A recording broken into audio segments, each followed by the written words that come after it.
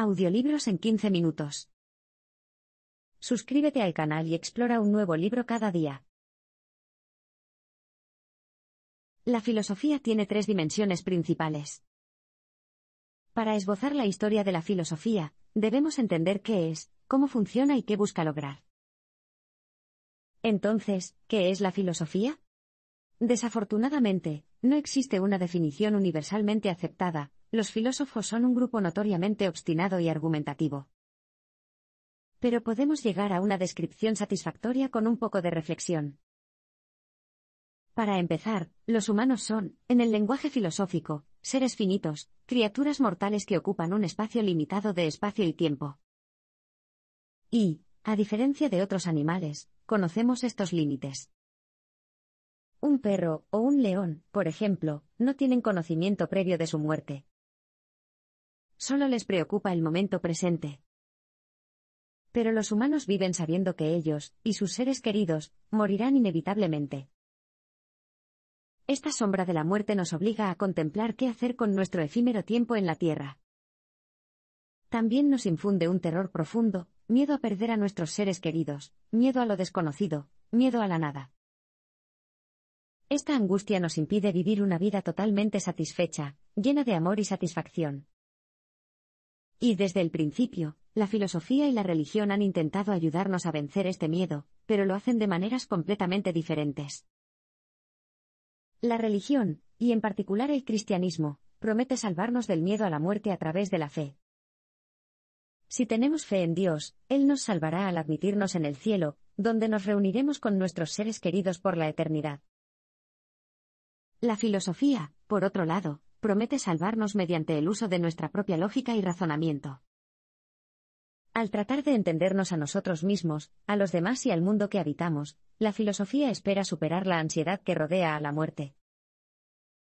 Con este fin, el pensamiento filosófico comprende tres etapas.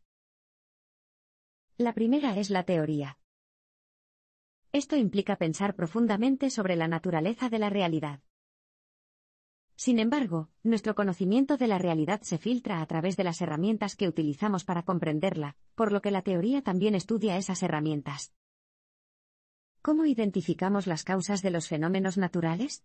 ¿Cuáles son las formas en las que podemos establecer una afirmación como verdadera? Estas preguntas constituyen la segunda parte de la teoría. La segunda es la ética. Esto es más práctico y estudia a la humanidad. En particular, se pregunta cómo debemos comportarnos y coexistir unos con otros. La tercera es la sabiduría o la salvación. Este es el objetivo final de la religión, y la filosofía y se pregunta qué significado tiene la vida, si es que lo hay, y cómo podemos vivir una vida plena sin el miedo sofocante a nuestra mortalidad. Y una de las primeras filosofías en utilizar este sistema de tres etapas fue el estoicismo. El estoicismo intentó explicar el funcionamiento del universo, y el lugar de la humanidad en él. Uno de los movimientos filosóficos más influyentes de la antigua Grecia fue el estoicismo, fundado por Zenón de Citium en el siglo III a.C. Para resumirlo, seguiremos las tres etapas de la filosofía descritas en el parpadeo anterior: teoría, ética y salvación. Según los estoicos, el universo era similar a un animal. Cada parte era como un órgano, creado específicamente para desempeñar un papel pequeño a la hora de ayudar a todo el cuerpo a funcionar. El resultado, pensaban, era un orden natural perfectamente armonioso y predeterminado entre cada parte del universo. Pensaban que este orden formaba la naturaleza fundamental, o esencia, de la realidad, a la que llamaban cosmos. Para los estoicos, este orden existía dentro del universo y no fuera de él, como el Dios del judaísmo, el cristianismo y el islam. Para ver un ejemplo de este orden desde la perspectiva de los estoicos, consideremos el cuerpo humano y nuestro entorno natural. El cuerpo y nuestro entorno, dirían los estoicos, están perfectamente diseñados para proporcionarnos todo lo que necesitamos. Tenemos ojos y piernas para ver el mundo y movernos en él, inteligencia para superar los obstáculos y recursos naturales para alimentarnos, vestirnos y abrigarnos. Y dado que este orden natural ya es perfecto, el objetivo final de la humanidad es simplemente encontrar el lugar que le corresponde dentro de él. Esto nos lleva a la cuestión de la ética. Desde la perspectiva estoica, la ética era bastante sencilla. Es decir, todo lo que iba en contra del orden cósmico estaba mal y era malo, y todo lo que actuaba en armonía con él era correcto y bueno. Para ser una persona ética, a su vez, tenías que actuar de acuerdo con el orden de las cosas, y cumplir con los deberes del lugar que se te asignaba, cualquiera que fuera ese orden o lugar. Por supuesto, desde una perspectiva moderna, esta idea tiene algunas implicaciones sociales y políticas preocupantes. Por ejemplo, según los estoicos, si naciste esclavo, este era el lugar que te correspondía en el orden cósmico y tu tarea consistía en aceptarlo. Los estoicos también tenían su propia versión de la salvación. Al contemplar el orden natural del universo y vivir en armonía dentro de él, esperaban comprender que la muerte no existía realmente, al menos no en el sentido de que era un final. En cambio, creían que cuando morimos, en realidad somos transportados de un estado del ser a otro dentro del orden natural. Ese orden, a su vez, es eterno, y continuamos formando parte de él después de la muerte. Así que, más que un final, la muerte es solo un punto de referencia en nuestro viaje por el cosmos. El cristianismo suplantó a la filosofía griega y revolucionó el pensamiento humano. Si bien el cristianismo no es una filosofía porque enfatiza la fe por encima de la razón, sigue siendo un sistema de pensamiento que desplazó a la filosofía griega, y tuvo un impacto inconmensurable en el curso de la historia. ¿Cómo ocurrió esto? Sigamos nuevamente las etapas de la teoría, la ética y la salvación. En primer lugar, la teoría cristiana alejó el logos, la lógica y la razón universales e incuestionables, de la estructura del universo. En cambio, el logos estaba encarnado en un individuo, Jesucristo. Fue un cambio radical.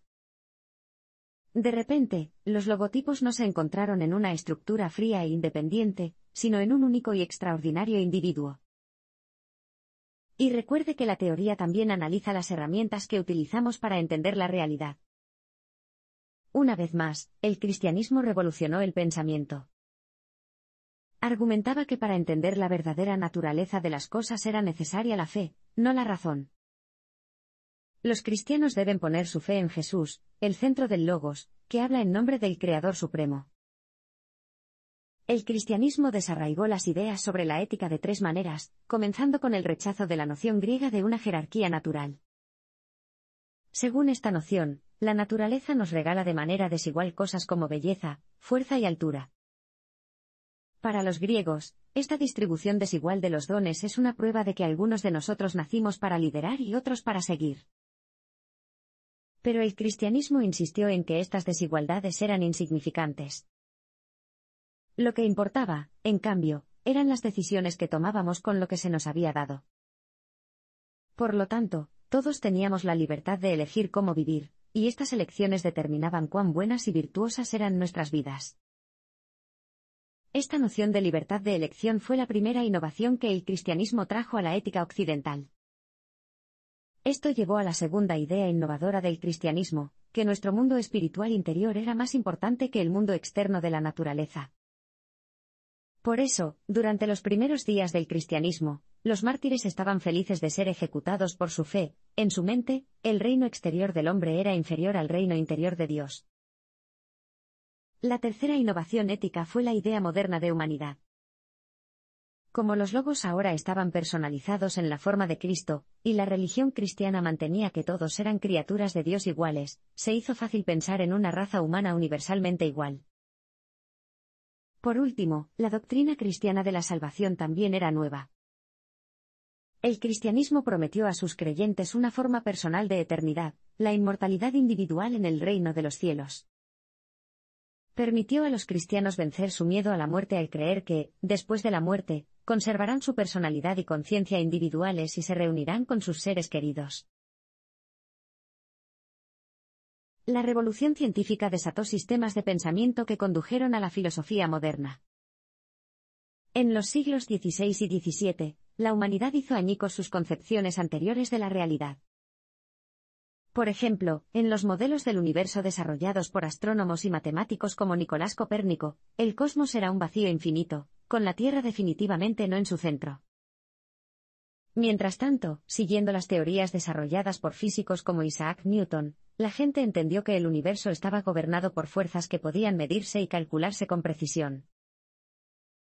Es difícil comprender el abismo de miedo que esto habría abierto para la gente en este momento. Ahora que el universo parecía infinito y fríamente mecánico, los humanos necesitaban un nuevo orden ético, y una forma de interpretar su lugar en el mundo. Además, ahora que se ha revelado que la vida después de la muerte es una ficción para algunos, necesitaban una nueva forma de salvación. Y al introducir la filosofía moderna, el filósofo francés Descartes ayudó a las personas a alcanzar estos objetivos. Descartes tomó la duda desatada por la revolución científica, y la convirtió en una herramienta para la investigación filosófica. En busca de una verdad irrefutable, Descartes examinó la realidad adoptando una posición de escepticismo radical y pensamiento crítico. Al hacerlo, inventó una actitud crucial para la filosofía moderna, el espíritu crítico. Y, para examinar la realidad, Descartes usó la idea de tabula rasa, borrón y cuenta nueva. Rechazaría todas las creencias y suposiciones anteriores y comenzaría sus investigaciones de nuevo. Tras estas importantes innovaciones llegó Jean-Jacques Rousseau, un filósofo muy importante y el fundador del humanismo moderno. Rousseau situó a los seres humanos en el centro de su concepción del mundo. Pensó que entendiéndonos a nosotros mismos, podríamos entender el mundo en el que vivimos. Y Rousseau no veía a los humanos como un animal más, pensaba que lo que nos hacía diferentes era nuestra perfectibilidad. Según Rousseau, los animales operan dentro de patrones de comportamiento predecibles, programados por la naturaleza. Por eso los gatos no comen hierba y las jirafas no comen carne. Pero los seres humanos, por otro lado, poseen una gran capacidad para cambiar y perfeccionarse a lo largo de sus vidas. Podemos elegir ser vegetarianos, por ejemplo, o crear nuestra propia historia personal única. Pero los humanistas también necesitan una versión de la salvación. Para lograrlo, algunos recurrieron a las religiones de salvación terrenal, pseudoreligiones centradas en los seres humanos, en lugar de en los dioses. Cosas como el comunismo, el cientificismo y el patriotismo son todas religiones de salvación terrenal que nos prometen utopías. Para sus seguidores, dan sentido a la existencia humana al proporcionar objetivos que supuestamente son más importantes que la vida de un solo individuo. Immanuel Kant retomó el humanismo de Rousseau y lo aplicó a la ética. La nueva forma radical de pensar de Rousseau sobre la libertad humana provocó una pregunta que allanó el camino para nuevas ideas sobre la ética. La pregunta era la siguiente: con tanta libertad a su disposición, ¿cómo podrían los seres humanos estructurar su comportamiento de acuerdo con pautas éticas claras?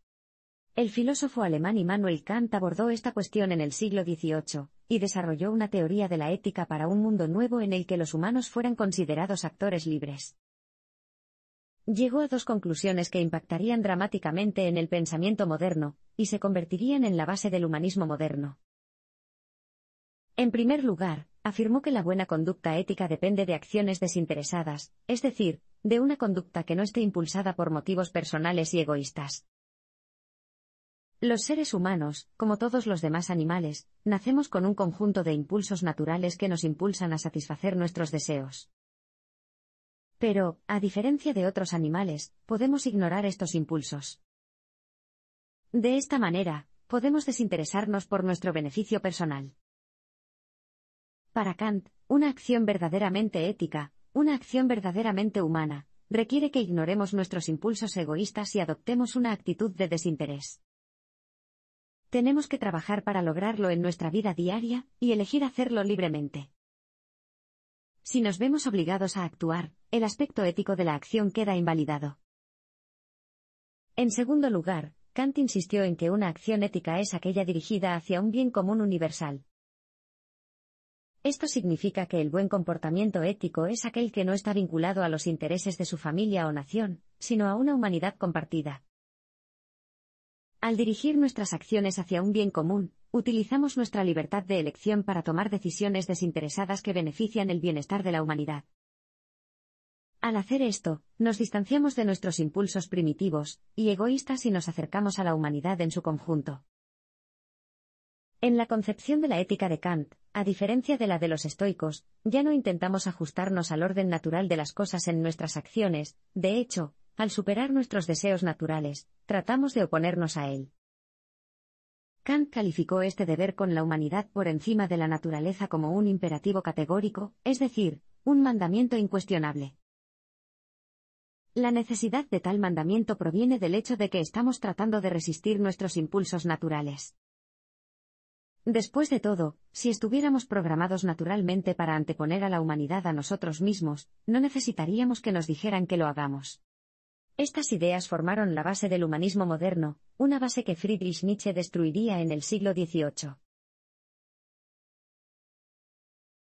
Friedrich Nietzsche desmanteló el humanismo y marcó el comienzo de la era de la filosofía posmoderna.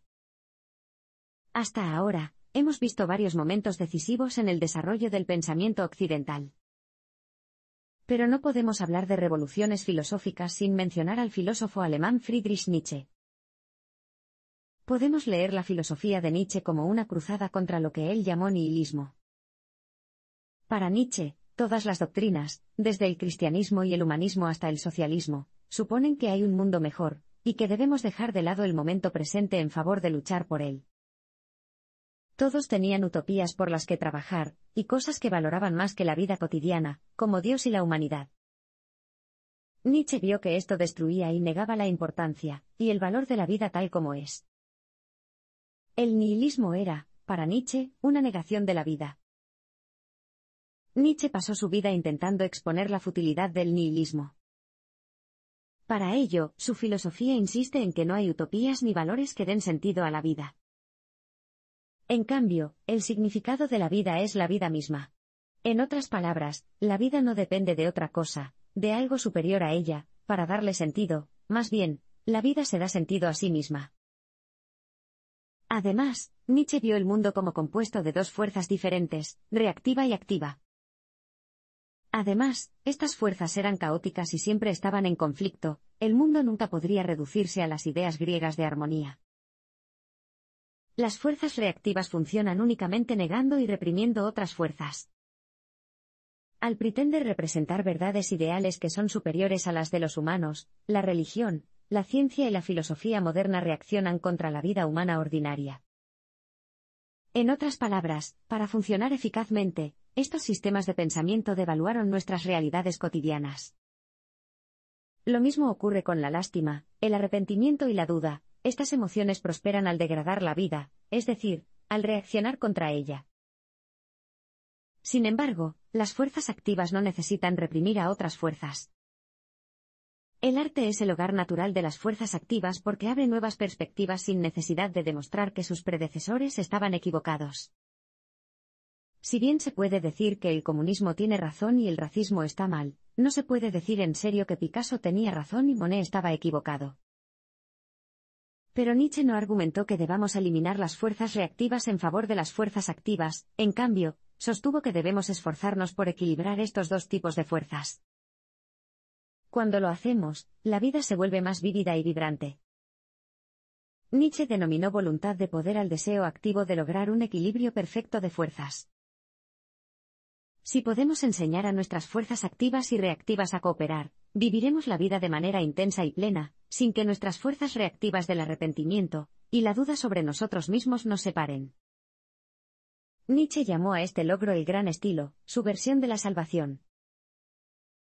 Debido a su disposición a forjar un nuevo camino filosófico, alejado de los principios del humanismo moderno, se puede ver a Nietzsche como el fundador del pensamiento posmoderno. Pero con el tiempo, incluso las ideas de este gran filósofo se pondrían en tela de juicio. El humanismo contemporáneo ofrece una manera de superar el cinismo de la posmodernidad. Una de las críticas que se le hacen a Nietzsche es la siguiente: si estamos constantemente intentando deconstruir todos nuestros valores y sistemas de pensamiento y si mantenemos que no hay nada superior al aquí y ahora, ¿hacia dónde vamos? El pensamiento posmoderno que Nietzsche ayudó a introducir el riesgo de poner el mundo real y concreto en un pedestal y adorarlo. Pero hay otro camino. Podemos tomar las ideas adquiridas en la posmodernidad y utilizarlas para repensar el humanismo. Esto es humanismo contemporáneo. A la luz de la sabiduría de la posmodernidad, el humanismo contemporáneo rechaza las religiones de salvación terrenal comunes a los humanistas clásicos. Pero no concuerda con la afirmación de Nietzsche de que solo existe el mundo real de la experiencia. En cambio, plantea que algunas cosas son trascendentes, externas y superiores a nosotros mismos. Para demostrarlo, el filósofo alemán Edmund Husserl utilizó una analogía sencilla con una caja de fósforos. Sabemos que una caja de fósforos tiene 6 lados, pero cuando nos la acercamos a los ojos, no importa cómo la sostengamos, solo podemos ver 3 lados a la vez. Esto también es cierto para la realidad, en el sentido de que, sea cual sea el ángulo desde el que veamos la vida, hay aspectos que no podemos ver en este momento, algunos de los cuales son trascendentales. La presencia de algo siempre implica la ausencia de algo más, no importa cómo contemplemos la realidad, nunca podremos comprenderla totalmente. De esta manera, la trascendencia no es un ideal abstracto como en el humanismo clásico, sino que se convierte en un hecho comprobado, una parte muy importante de la realidad en la que vivimos. Podemos llamar a esto trascendencia aquí y ahora. Al admitir esto, también admitimos que el conocimiento humano es limitado y no puede ser omnisciente. Esto también rompe con el humanismo clásico al rechazar el conocimiento absoluto, y la fe ingenua en la ciencia humana. Podemos ver la trascendencia de manera más concreta en cosas como la verdad y la belleza. Los seres humanos no pueden inventar la verdad de que 1 más 1 es igual a 2, del mismo modo, una pintora no inventa la belleza contenida en su obra de arte. El humanismo contemporáneo también ofrece una ética diferente. Nietzsche nos enseñó a rechazar todos los valores supuestamente superiores a la vida. Esto es algo que ha influido en las democracias occidentales actuales, ahora son pocos los que sacrificarían sus vidas por Dios o por un gobierno comunista. El humanismo contemporáneo tiene valores, pero estos valores se centran en la vida misma. Estos nuevos valores trascendentes no son verticales, como el patriotismo, sino horizontales. Los humanistas contemporáneos adoptan una visión colectiva de la humanidad, y sus valores se centran en sus semejantes, no en ideas abstractas superiores a ellos. Desafortunadamente, el humanismo contemporáneo no puede ofrecer un tipo de salvación cristiano en el que se elimine el miedo a la muerte. En cambio, puede aprovechar este miedo y usarlo para determinar lo que debemos hacer en el momento presente para la humanidad en su conjunto.